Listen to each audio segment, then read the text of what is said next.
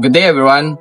Today, ipe-present natin ang solar power plants. Ako nga pala si Lawrence David Guzman, together with my team, John Fitzgerald Cornico, Chris Jordan Gabriel, John Paul Gabanit, Gio Di Mapawi, John Jexter Natividad, and Rosemin San Jose. At ang prop namin na si Engineer Marvin Bartolome. Tumungo naman tayo sa next slide. How do solar power plant work?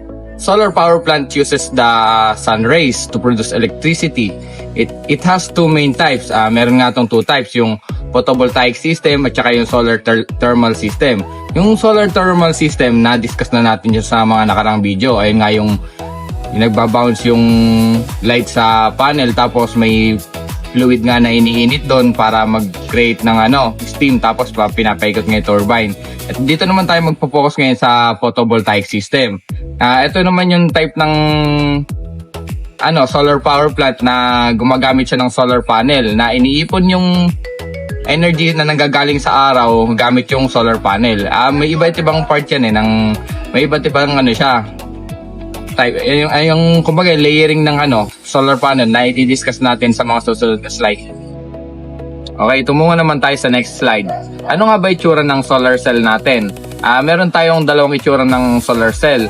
Yung kulay itim na solar cell natin, yung solar panel natin na kulay itim, na ayun yung monocrystalline. Tapos yung isa naman, yung kulay blue, ayun naman yung polycrystalline. May iba't iba ring layering yan para naipapaliwanag din natin sa mga susunod na slide. Tumungo naman tayo sa next slide. Ito nga, pinapakita dito yung part ng solar panel.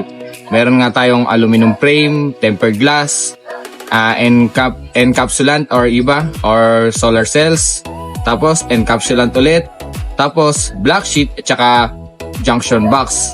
Ayan, pagka pinagsama-sama siya, yun yung nabubuo nating solar panel. Ngayon, i-discuss naman natin ang photovoltaic power system. Okay, ipapakita naman natin ang isang solar panel natin. It consists of glass, anti-reflection coating na ipapaliwanag next sa mga susunod na slide kung bakit tayo may anti-reflection coating, metal grids, N-type tsaka P-type silicone tsaka metal plate. Kaya nga yun sa solar panel nga natin naiipon yung energy na nanggagaling sa araw. Tapos nga ba yung tinatawag natin conductor? Ayun yung nag-iipon ng energy, tapos may tinatawag din tayong valence electron. Yung kunwari, yung isa mababa, tapos yung isa mataas. Tapos ayun doon na nagta-transfer yung valence electron para mag-produce ng electricity. How do solar cell works? Before we answer that question, first things first, we need to understand what is happening inside a solar cell when sunlight strike it. Di ba, alam naman natin na kino-convert ng solar cell yung sunlight into electrical energy. So, for maximum efficiency to occur, the solar panel must absorb as many energy as it can from the sun. The more energy it absorbs, the more energy it can supply. So, why do we need to determine efficiency when it comes to collecting of energy from the sunlight? Kasi, kapag tumatama yung sunlight sa topmost ng solar cell, nagkakaroon agad ng 5% energy loss ang sunlight due to the reflection. Because of energy loss due to reflection, yung second layer ng solar panel ay nilalagyan ng anti-reflection coating to prevent or avoid further losses. So, bago tayo pumunta sa manipulation ng pag-minimize ng energy loss due to reflection, kailangan muna nating alamin yung mga senaryo na kailangang iwasan. First scenario, once na tumama yung sunlight sa uppermost ng solar panel, which is yung tempered glass, some energy bounce back and doesn't penetrate the glass anymore. And when it reaches the bottom, there is also some energy bounce back. And if that reflected ray from the bottom is being directly synchronized from the reflected ray from the top, ganyan yung mangyayari. Sila ay in phase or yung waves ay perfectly aligned. So, second scenario. When the sunlight strikes the topmost part, some of it bounce back. And when it reaches the bottom, there's also some that is being bounced back. If the bounce ray from the top and the bounce ray from the bottom is not aligned, ganyan yung mangyayari. They are out of phase or hindi aligned. So now, this is what anti-reflection coating trying to achieve. When the sunlight strikes the top or the tempered glass, very less of energy is being bounced back, so it penetrates to the bottom. And when it comes to the bottom or the anti-reflection coating, there's also some bounce back, pero yung mga reflected rays na yun ay being collected back to the system. So, yung mga ganitong manipulation ay depende sa iba't ibang manufacturers to achieve maximum efficiency. Ang anti-reflection coating ay isang mahalagang bahagi ng solar cell. Ito ay isang manipis na patong na inilalagay sa ibabaw upang mas maraming liwanag mula sa araw ang makapasok sa loob ng cell. Karaniwan kasi, kapag tumatama ang liwanag sa isang ibabaw, may bahagi nito na nagre-reflect pabalik. Sa tulong ng coating na ito, nababawasan o minsan halos nawawala ang pagbalik ng liwanag.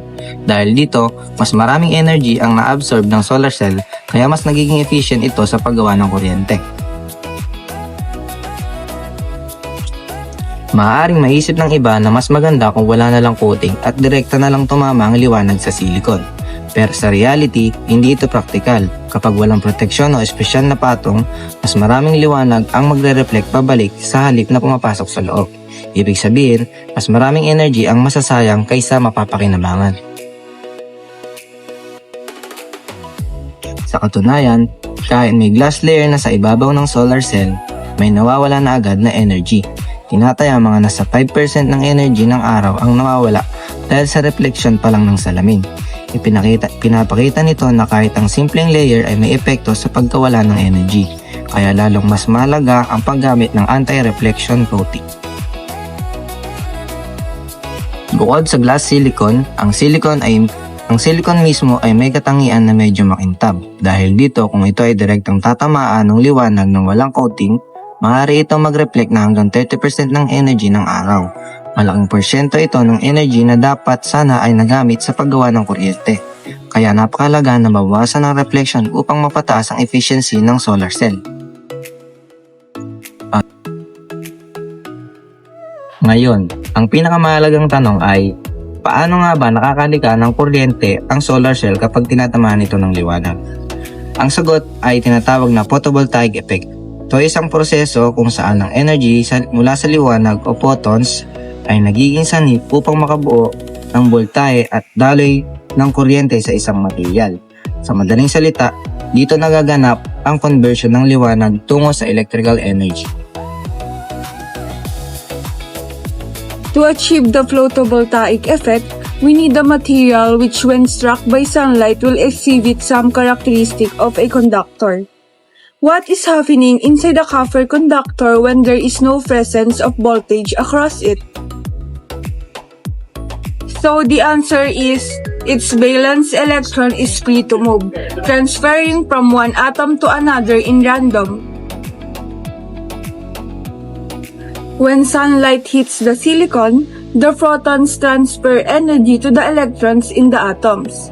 If the energy is enough, the electrons are knocked free, leaving behind holes. In a solar cell, a p-n junction creates an electric field that forces these free electrons to move in one direction. This directed movement of electrons produces an electric current. So here is the lattice structure of silicon atom, forming a covalent bond with four neighboring atoms. So to make a solar cell work, silicon must have a bit like a battery. There needs to be a charge imbalance so electrons have a reason to move. Pure silicon cannot create this on its own, so it is doped, meaning small amounts of other elements are added to change its electrical properties. Doping creates two regions, p-type, positively charged side with more holes, and the n-type, which is the negatively charged side with more free electrons. When these two regions meet, they form a p-n junction. This junction creates an internal electric field that pushes electrons in one direction, allowing electric current to flow when sunlight frees the electrons. So here is another questions. What substance should be used as a dopant for the silicon to become negatively charged? And what substance should be used as a dopant for the silicon to become positively charged? So here is the periodic table of elements. So considering nagagawa tayo ng negative side, so by looking on this periodic table, makikita natin na si silicon ay nasa group 14. So syempre, in order to make a negative side, kakailanganin niya ng mga kasama or ng dopants. So and if gagawa nga tayo ng negative side, note na dapat natin i-pair is phosphorus by looking at the periodic table.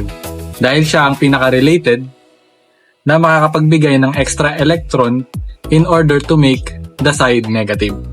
And para naman makagawa tayo ng positive side, syempre kinakailangan nating i-pair si silicon sa mas konti yung electron to make that side positive. And by looking at the periodic table, ang pinaka-related at pinakamadaling ipasok sa ating lattice structure ay si boron, which is group 13. So next is how do solar cell works. So on the N-type, phosphorus is being used as doping materials, while on the P-type side, it is boron. So sabi nga kanina doon sa periodic table, kung sino yung pinaka-related and kung sino yung mas makapagbibigay ng extra electron, siya yung i-pair sa ating silicon to make that side negative. While on the other hand, para naman siya yung maging positive, syempre mas less yung electron, which is boron. So next is how do solar cell work. So this is the lattice structure of silicon with phosphorus as dopants. So by looking at this picture, notice that silicon has 4 valence of electron. And by covalent bonding, or syempre si phosphorus, 5 yung valence electrons niya. And by covalent bonding and through the octet rule, may maiiwan na isang free electron kay phosphorus.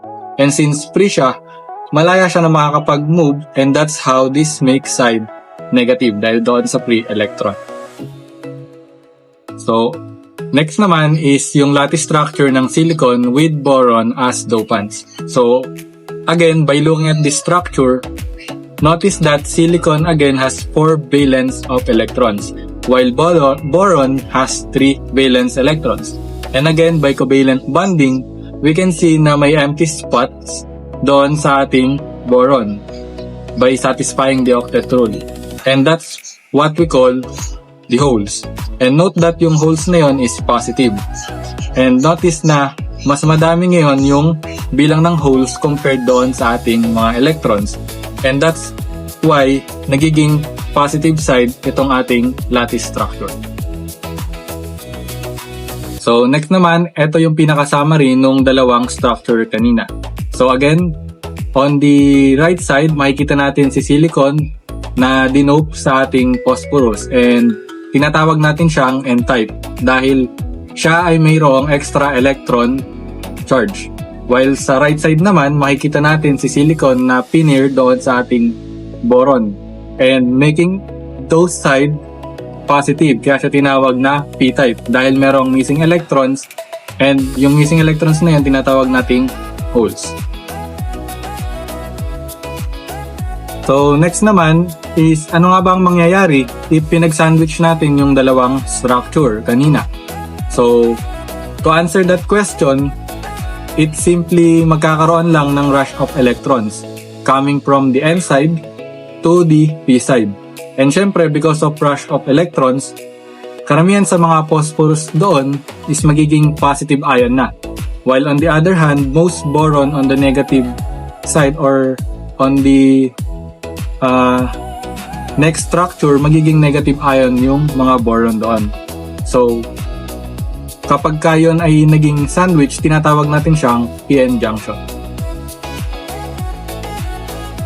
So, Again, in summary, since there is the rush of electrons from the N side towards the P side, yung charge of two sides will be reversed, making the boron dope P side becomes slightly negative and the phosphorus dope on N side slightly becomes positive. And kapag nangyari yon, nagkakaroon tayo ng depletion region. So, how do solar cell work? So, ganito lang yan. Pinapakita na ang electrons mula sa N-type side ay gumagalaw papunta sa P-type side. So, dahil mas marami silang electrons at kulang naman ng P side na may maraming holes, so dahil sa paglipat na ito, nagiging slightly positive ang N side dahil nawawalan nito ng electrons. So, habang nagiging slightly negative naman ang P side ay dahilan nito ng nadadagdagan ang electrons. So, kaya nagkakaroon ng charge imbalance sa dalawang side. P. So, ito yung PN junction na picture. So, pinapakita dito yung depletion region.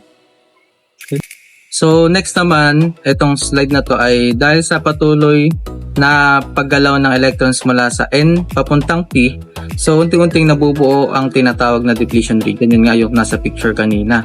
So, sa gitna ng PN junction. So, sa bahaging ito, halos nauubos ang free electrons at holes dahil nagre-recombine sila.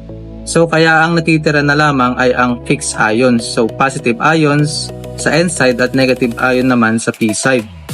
So, dahil sa present ng mga fixed charges na ito, nabubuo ang isang electric field na naka-orient mula sa N side papunta sa P side. So, habang lumalakas ang electric field na ito, so nagsisimula nitong kontrahin ang natural na paggalaw ng electrons. So, kaya unti-unting bumabagal ang diffusion process. So, sa makatuwid naman, umaabot ito sa point na tinatawag na equilibrium. So, kung saan ang force ng electric field ay katumbas na ng force ng diffusion. So, kaya humihinto ang net movement ng electrons. So, ibig lang sabihin nito, kahit may movement pa rin ng charges sa microscopic level, so wala nang overflow ng electrons across the junction. So, dahil sa electric field na nabuo, ang PN junction ay nagkakaroon ng built-in potential. Kaya kumikilos ito na parang isang maliit na battery kahit walang external power source. So, dito naman sa figure na ito, so makikita na stable na ang system dahil balanced na ang forces sa loob ng junction. So, wala nang net movement ng charges dahil ang electric field ay sapat na para kontrahin ang diffusion ng electrons, kaya nananatili itong equilibrium state. So, Wait. Yeah. So, dito naman sa slide na to, so kapag ang sunlight na tumama sa solar cell, so ang energy ng ilaw ay pumapasok sa material at tumatama sa depletion region. So, dahil dito, may mga electrons na natatanggal sa kanilang bonds at nagiging free. At kasabay nito ay yung pagkakaroon ng holes, kaya nabubuo ang electron-hole pairs. So, dito naman sa figure na to, pinapakita ang patuloy na paggalaw ng electrons at holes na dulot ng internal electric field. So, ang electric field na ito ay nagtutulak sa electrons papunta sa N side at sa holes papunta naman sa P side. Kaya mas lalong nadaragdagan ng charge separation. So, dito naman sa figure na to, so mas malino na pinapakita ang epekto ng doping, kung saan ang isang side ay heavy dope at ang kabila naman ay lightly dope. So, ito ay nakaka-epekto sa lapad ng depletion region, kung saan mas malawak ito sa lightly dope side at mas manipis sa heavy dope side. Kaya mahalaga sa behavior ng junction. So, dito naman sa figure na ito, pinapakita na tuloy-tuloy na yung pag-generate at pagse-separate ng electrons at holes mula sa sunlight. Kaya nagkakaroon na ng flow ng current kapag may external circuit. So, dahil dito, ang solar cell ay nakakapag-produce ng electrical energy at kayang magpaandar ng load tulad ng araw.